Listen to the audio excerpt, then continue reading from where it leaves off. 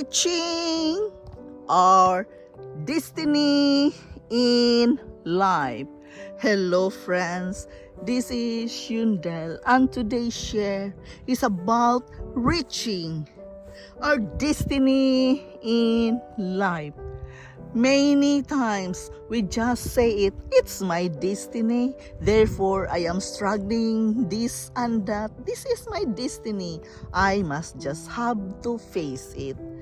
Yes, but you cannot reach your destiny if you're not going to cultivate your imagination.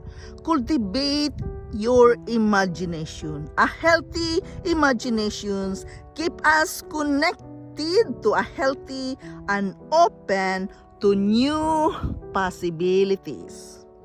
Listen to your wise friends. Wise friends can help us see ourselves as we, at our best, would aspire to be and who we become. Do not fear of the detours. If you try to reach your destiny, face the detours and do not be afraid of that, and depend on grace. Who can give us grace in this life journey? I am sharing with you my spiritual practice that God and only God who can give us grace. By the grace of God, we can reach our life's destiny. We have to understand that changes can happen also in our destiny in life. Your destiny can't be changed, but it can be challenged.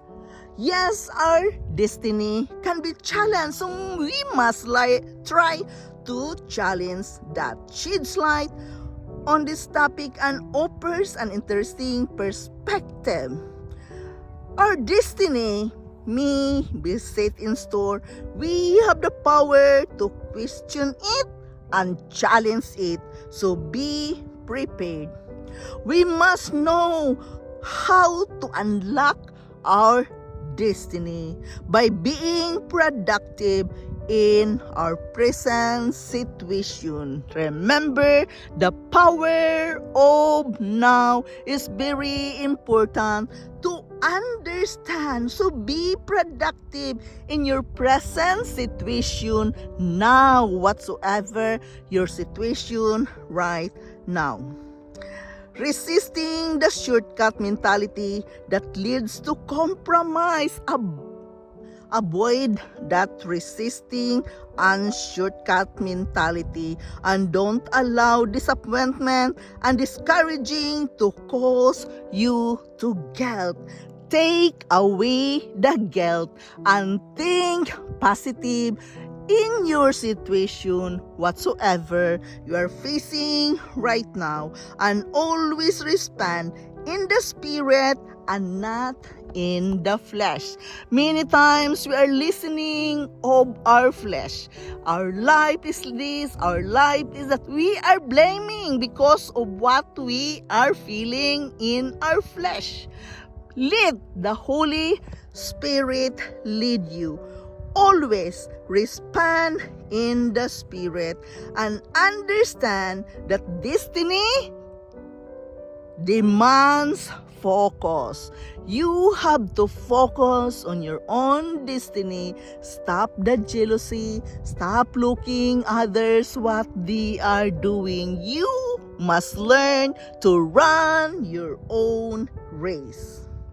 You have to understand that manifesting is very important in reaching the destiny in life. Manifest a lot every day. Exercise your imaginations and change your perspective, and do not allow the negativity to come in. create a new identity of yourself. You can create that.